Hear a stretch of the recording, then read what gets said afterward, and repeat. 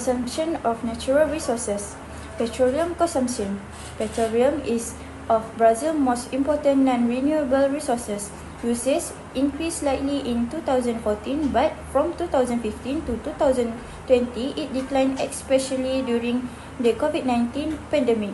The lowest point was in 2020, but consumption began to recover in 2021 and reached of 2.5 million barrels per day in 2022.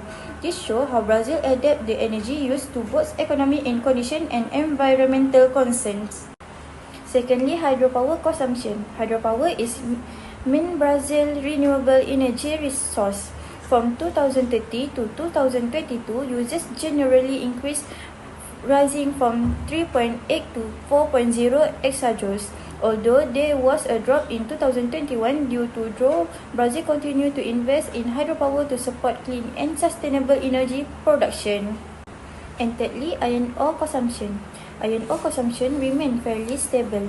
It dropped in 2016, but possible due to the Mariana mining disaster, but recovered and peaked at 36 million metric tons in 2021. In 2022, it slightly declined, but overall, Brazil mining sector has shown strong recovery and resilience. Bauxite consumption between 2030 and 2022, Brazil bauxite consumption saw sharp potentially in a peak in 2021 at over 28 million tons, but dropped significantly in 2022. This reflects shift in a demand, environmental policy, and industry investment. Timber consumption, timber usage steadily declined from 51 million USD in 2030 to around 51 million USD in 2022. This may indicate better before monitor and growing environment awareness, especially with pressure to protect the Amazon. Agricultural land consumption. Agricultural land used for raw material also declined slightly from 28.3% in 2030 to 26.6% in 2022. This plot means Brazil is improving land use efficiently and turning to more intensive sustainable farming method. Next, I'm going to talk about the import of natural resource. First, I'm going to talk about petroleum. Decline phase 2013 until 2022. Brazil's petroleum import were high in 2013 until 2014. 2015 until 2016 recession and remained low through 2022.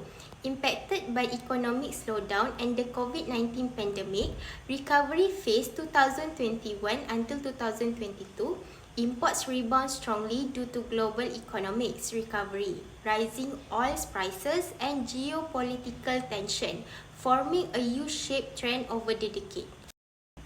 Other than that, I'm going to talk about the import of hydropower. High imports early on. From 2013 to 2016, Brazil imported large amount of hydropower, peaking at over 41,000 gigawatt due to high energy demand and limited domestic supply. Gradually declined 2017 until 2022. Imports steadily fell to 23,146 gigawatt by 2022, driven by increased domestic hydropower production, economic slowdown, and the expansion of renewable energy sources like solar and wind. Import of natural resources iron ore. Minimal imports pre-2019.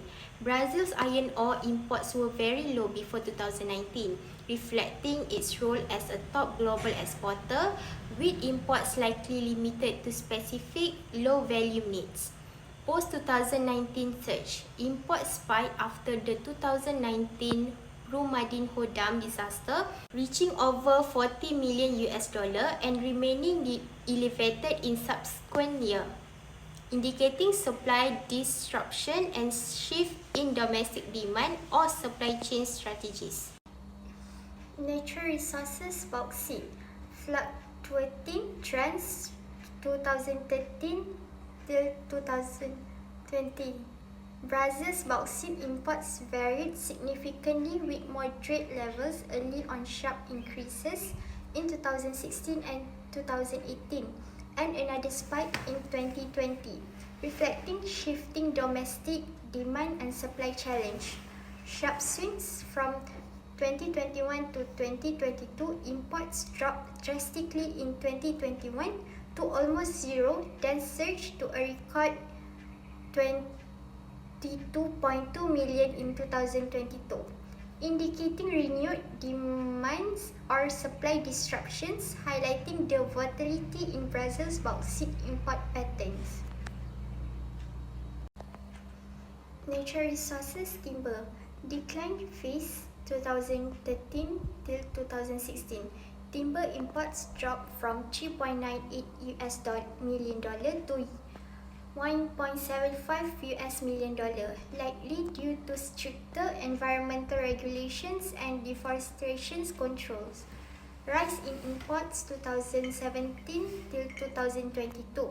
Imports gradually increased, peaking at $4.24 million in 2022, driven by global supply chain disruptions and growing domestic demand, particularly in construction.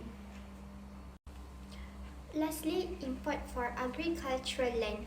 Declining imports 2013 till 2020. Brazil's agricultural raw material imports fell from $2.5 billion to $1.2 billion, reflecting increased self-sufficiency through local production and government support programs. Recent increase from 2021 to 2022, import rose to $1.78 billion due to global fertilizer shortage linked to the Russia-Ukraine conflict, highlighting Brazil's dependence on imports agricultural inputs. Brazil petroleum export peaked in 2019 at 182.974 billion, driven by increased production from the prolific Brazil oil field. The lowest export value was recorded in 2030, 65.186 billion, when production capacity had not yet been full optimized. Second, hydropower export reached their high level in 2022, 3411540 GWh, following surplus generation after the 2021 drop. The lower export occurred in 2020, 33.478 GWh due to several strokes that reduced dam capacities. Data is unavailable for 2040, 2050, 2080 and 2019, likely due to domestic consumption, priority of data collection issue. Iron has spot peak in 2030, 25.759 billion amid strong damage from China, with the lowest value was recorded in 2022, 9.879 billion, following the Brumadinho dam disaster in 2019 and subsequent export restoration. Bauxite export reached their high level 2060, 10450 metric tons, following new mining investment, with the lowest was recorded in 2020, 4525 metric tons, due to COVID-19 impact and environmental restoration. 2022 data is unavailable, possible due to production discretion or reporting methodology. Timber export shown an upward trend, peak 2022, 15.97 billion due to global demand for Brazil. Hardwoods compared to lowest value in 2013, 9.257 billion, when enforcement against illegal logging intensified.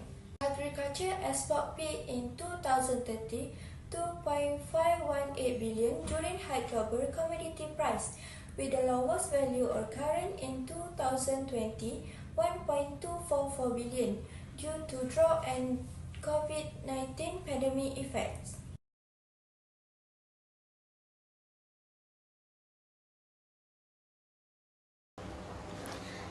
Brazil's offshore petroleum expansion, especially in deep pre-salt fields, has raised major environmental concerns, highlighted by the 2019 oil spill that severely impacts over 2,500 kilometers of coastline, marine life, and exposed witness in emergency response.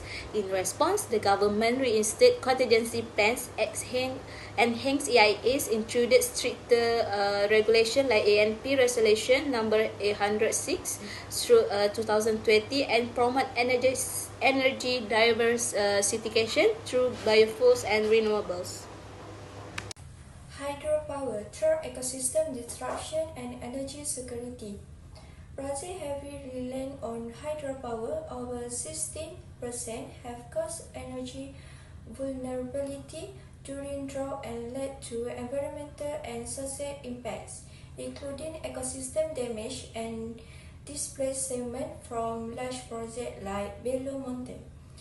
The government has responded with plans for energy diversification, PNE 2050, and effort to strengthen environmental legislation, though process have been slow and some reform, like that 2012 forest code revision, have weak.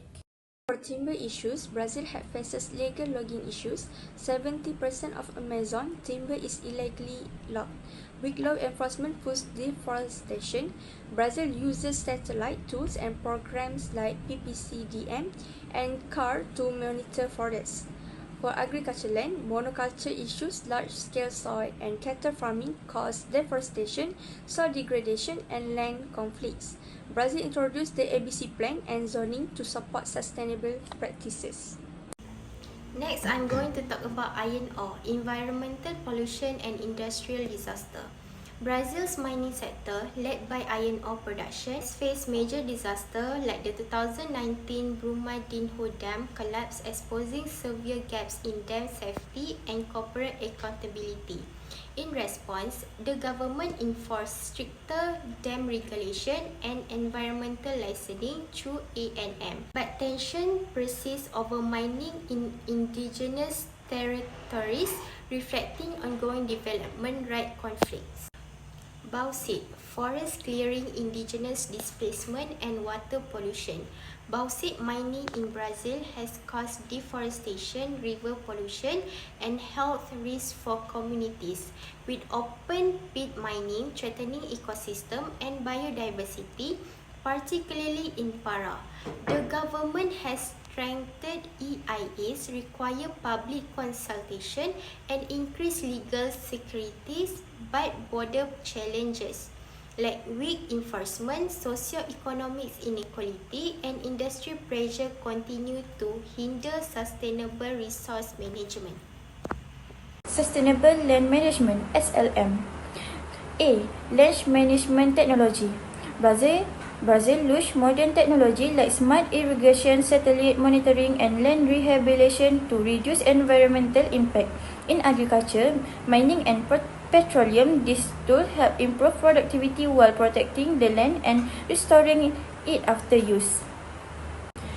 B is regional planning. Regional planning helps Brazil control where development happens. It avoids overuse of sensitive areas like the Amazon by using zoning and land use rules. This ensures development is balanced and sustainable. Policy framework in accordance with sustainability principle. Brazil resource management relies on strong sustainability policy. In mining and petroleum, environmental license and land rehabilitation are required. Forest code regulated timber harvesting and support reforestation, which farming policy promote soil-friendly practice that align with Brazil's climate commitment like a Paris Agreement. Number 4, concept of ecosystem balance. Maintaining ecosystem balance is a also a top priority. Healthy ecosystem provide water, climate stability, and fertile soil. Uncontrolled mining and logging for agriculture can cause erosion, pollution, and biodiversity loss. Brazil is now focusing on limiting extraction, restoring degraded land, and protecting nature area. This action ensures long-term stability for both the economy and the environment. Sustainable Forest Management (SFM). Firstly, Forest Code Reform 2012. Brazil's 2012 Forest Code required landowners to maintain a certain percentage of native vegetation on their property, up to 80% in the Amazon. This reform aimed to reduce deforestation on private lands and introduce tools like the Rural Environmental Registry (CAR) to monitor compliance. Although it strengthened legal protection, enforcement remains a challenge in some areas. Secondly, use of technology. Brazil used satellite systems like PRODES and DITA to monitor deforestation in real time. PRODES provides annual deforestation data, while DITA detects illegal clearing quickly. These tools help authorities act faster and improve transparency, making enforcement more effective. Next, sustainable product certification.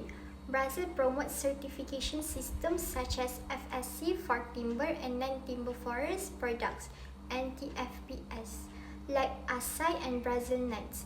These certifications ensure products are harvested responsibly, helping protect forests while supporting sustainable livelihoods and market access.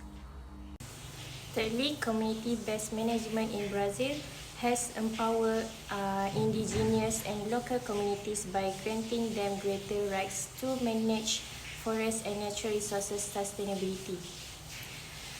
This approach recognizes the traditional knowledge and cultural practices of these communities, allowing them to take active roles in conservation and resource use.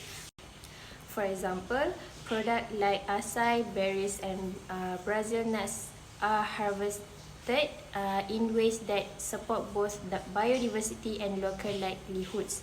By involving communities directly, this model not only enhances forest protection but also promotes economic development and social inclusion in rural areas. Fourth, through international support mechanism like REDD, plus reducing emissions from deforestation and forest degradations, Brazil received financial assistance to curb deforestation and lower carbon emissions. These funds supported forest conservation efforts and encouraged sustainable land use practices. In line with this, Brazil also developed payment for ecosystem services (PES) schemes under national legislation, providing financial incentive to landowners and communities who protect and restore forests. This dual approach of international funding and national policy help align environmental goals with local economic benefits. Lastly, between 2019 and 2022, under President Bolsonaro's administration, Brazil's environmental agencies faced major budget cuts, leading to staff shortage and weaker enforcement of forest laws.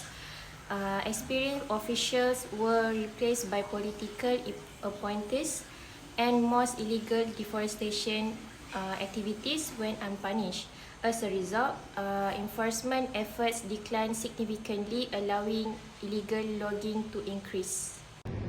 Okay, for the conclusion, Brazil is rich in natural resources such as petroleum, hydropower, timber, agricultural land, iron ore, and bauxite, all of which have significantly contributed to its economic growth.